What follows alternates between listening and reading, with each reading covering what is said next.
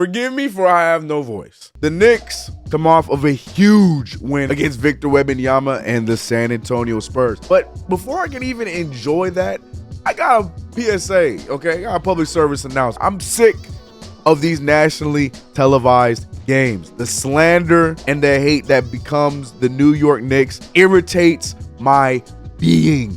I can't stand it. And yes, this is not new. I know this, but I feel like it needs to be addressed a lot more. And I'm going to spend the beginning of my video to address it. If you're going to be having, and you know you're going to have a lot of viewers that are Knicks fans that are going to be watching this game, you're going to have us enjoy it. At least cater to all the fan bases. It's like if the Knicks aren't doing anything bad or the Knicks aren't in the tabloids about something, y'all could care less about talking about us. Last night on SportsCenter, you're watching every single highlight. Not one time did you throw a highlight about the New York Knicks blowing out Victor Wembanyama. Even if you threw the entire thing as Victor Wembanyama's 2 highlights that he had in a loss to the New York Knicks, I would have taken that, but they didn't even do that. Irritates my being. The reason why I bring this up is because this is why I hate the nationally televised games. I know a lot of you guys get excited when you find out we have a nationally televised game. This is the reason why I hate it. I hate it. I'd much rather talk about us the way you guys talk about us, Knicks for clicks. I get all that, but let us play on MSG. Let us be where we are at. Let us be home. But the positive about it was Hubie Brown and Mike Breen together was great. But outside of Breen and Hubie Brown, like, I can't stand these ESPN games. I can't stand it. Like, we get treated like a damn stepchild. God forbid if we were the ones on the other side of the 30-point deficit, you know this would have been blown out all over the place. Irritates my being, man. I know I'm yelling to nobody because it is what it is, and they're just going to keep doing it because it's just how the Knicks are treated. But I had to say something. Just like I got to say, it's time to acknowledge RJ Barrett. Great play all the way around. Tremendous defense by Mitchell Robinson. A great play from Isaiah Hartenstein. What happened to your voice? Great stuff all the way around when it comes to what the New York Knicks did to Victor Wembanyama. I'm done ranting. Let's talk about the game. Run the intro.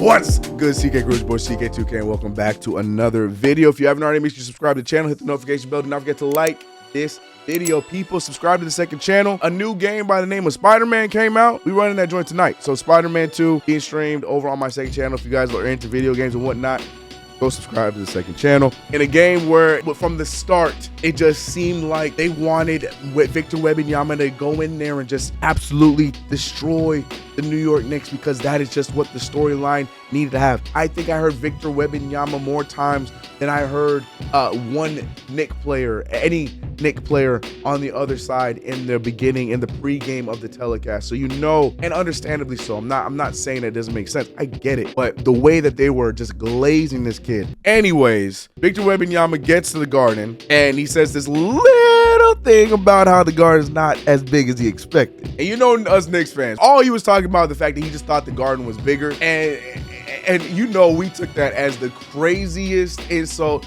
you could ever give. So much so that the man got overrated chants. Every time he went to the free throw line, you heard Knicks fans giving it to him. Victor Wembanyama got the Porzingis treatment to a T. Now, mind you, he did start to get the ball rolling in the second half, but it was way too late for him because Mitchell Robinson had him in purgatory. Mitchell Robinson was not letting him score, was not letting him get open. You could see the frustration when he finally got a foul call, which led to his first 2 points with 2 free throws.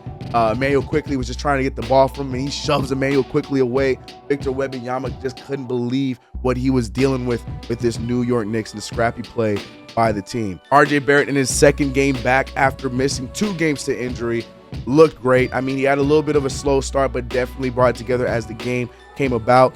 24 points, 6 assists, a plus 26, which was the third highest next to Mitchell Robinson and Julius Randle. But what I love the most is the continued consistency out of RJ Barrett. 8 for 17 from the field, 5 for 9 from the three-point line. And again, another high free throw percentage night, 3 for 3 at the free throw line. I still feel like he could have got to the line a little bit more, but the referees were a little bit, you know what I'm saying? But that's neither here nor there. We still won. I ain't gonna complain. And to that same point where we saw Jalen Brunson, who started off the game and he could not find a bucket. Everybody was tweeting, where is his shot? And it felt like as soon as that phrase came out of anybody's fingers on Twitter, Jalen Brunson went on to score 3 threes in a row, and the rest was history. He started to get more confident. Shots started going down. 4 free throws for the night, 4 for 4 for himself.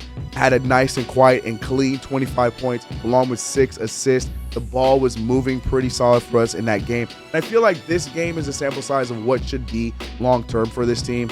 I mean, we're so accustomed to seeing the second unit do so well at moving the ball, playing at a fast pace, trying to get to the ball to the open man, passing up an open shot for a better shot. That's what the second unit's been doing so well. And I'm finally thinking we're seeing that seep into the starting unit as well. Once we get Julius Randle to buy into that, because there's still so many times where Julius Randle settles for shots over 2 defenders in the paint when I'd much rather him kick it out to an open Grimes or an open RJ or even an open Jalen Brunson. I feel like he settles for those shots a little too much for my liking, but for the most part, it felt like the starting 5 is starting to click on that same level of moving the ball. And once we start to do that, especially with our lack of height outside of Mitch and Isaiah Hartenstein, I feel like that's going to be something that's going to help us be way more dominant. We don't really have an identity offensively yet. I think that could be it. I mentioned Mitchell Robinson and Isaiah Hartenstein because we got to talk about the greatness that were these 2 guys. These 2 players right now. And Tom Thibodeau has even said it that he would be forced to give Isaiah Hartenstein more minutes if Mitchell Robinson wasn't playing as great as he's been playing to start off the season, because the both of them have been phenomenal. Isaiah Hartenstein's on something different this year, and I'm here for it. I've been saying it from the first game in hell. From last season when we signed him, I've been a fan of Isaiah Hartenstein. Yes, he had a slow start last year, figured it out as the year finished going into the playoffs. But Isaiah Hartenstein has been one of our key guys, if not our most key guy off of the bench next to Emmanuel quickly. And the fact that, you know, there's that worry every time Mitchell Robinson comes off the court defensively for this team, Isaiah Hartenstein has shown us time and time again there's nothing to worry about, because he's going to bring something different and still be able to do the same things that Mitchell's able to do from a defensive standpoint. Maybe not to the same level, but at least there's not the crazy drop off that a lot of us worried about, because the rim protection is still there. The aggressiveness is still there. The hustle is 1,000% there when it comes to Isaiah Hartenstein. And one of my favorite things about Isaiah Hartenstein is he's that one guy I feel like we have on this team that if there's anything crazy going on, Isaiah Hartenstein is going to be in the other team's face. And we need more of those guys on this team, but that's neither here nor there. Isaiah Hartenstein, tremendous play, but I can't talk about centers without talking about Mitchell Robinson.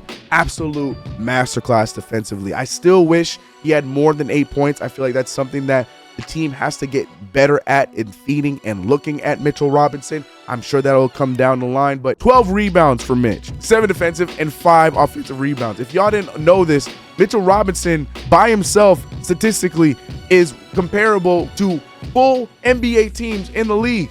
Don't believe me? Look at this stat. Mitchell Robinson has been having a crazy beginning to the year. Now, unfortunately, he didn't get the block I wanted on Victor Webanyama. I was looking for it all game, but Victor Webanyama, he never really attacked Mitch to give him the chance to get the block, so I'm a little upset about that, but I wanted it bad. But we did see Mitchell Robinson give Webanyama a very hard foul in the beginning, which led to his first 2 free throws. And, you know, assert your dominance, Mitch. Assert your dominance. What else you want me to say? There's not much to say. The fact that our big 3 each got in the 20s, that's what I want to see. And in the right order, Brunson leading the way, RJ with the number 2, and Julius Randle number 3. That's how it's supposed to be. That's how I feel like our team should be built. I like seeing that. What else you want me to say? I got Daquan Jeffries minutes. It's a good night. What's your thoughts about this win? We're on a 2-game win streak since RJ Barrett's come back.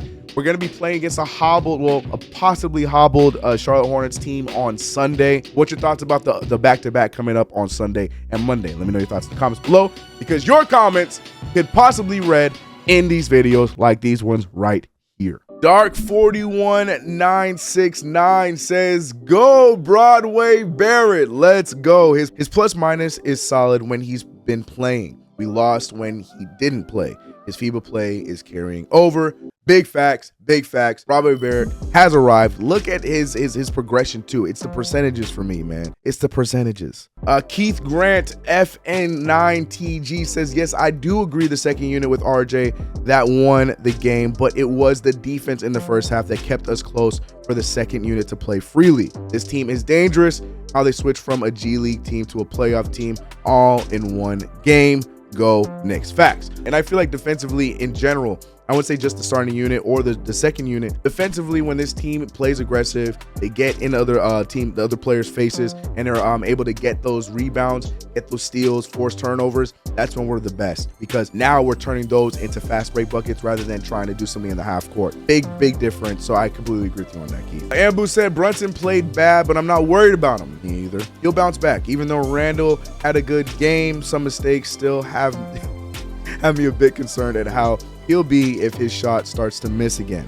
I still think we can do big things. We just got to put it all together. Yeah, there's a lot of little bits in Julius Randle's game that still makes you worried. Like I was mentioning earlier, there's a lot of times where he gets those offensive rebounds, and instead of passing it out to the open man when you know you have two guys guarding you, he still tries to force those things up without getting a foul called on him. Those little things right there are what I want to see him clean up. But you know, when the shot starts to go down, I'm gonna give him the benefit of the doubt. I think he'll be good for us. Steve, he says, with the first 10 games of the season, if they end up 5-5 or 6-4, do you mark that as a success?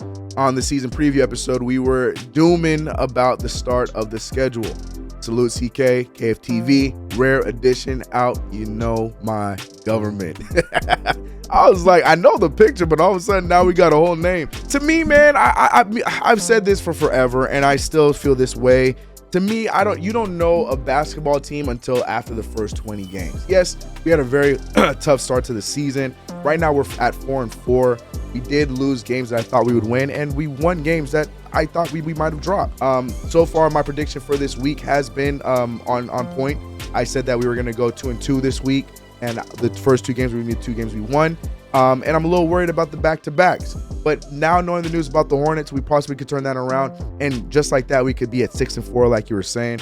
But even if we do end 5-5 or 6-4, no, I'm not tripping. To me, I want to know how this team looks in the first 20 games of the season, because that's when you know who's real and who's fake. So I'm not tripping about it within the first 10 games, but let me know how you guys feel about that. But anyways, I love that we're getting more comments to be thrown into these videos. The more comments we get, the more with substance, the more I'm gonna be able to throw into these videos. So if you haven't already, make sure you subscribe to the channel, hit the notification bell. Do not forget to like this video. Please do not forget to check out the second channel if you guys are into gaming. And we still talk about the Knicks, even though we'll be playing other games and stuff like that. Go check it out over there. More content all over the place. Free boy CK.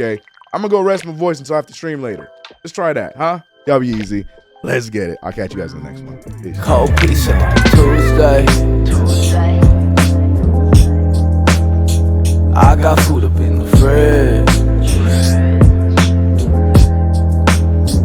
Y'all keep looking for that new way.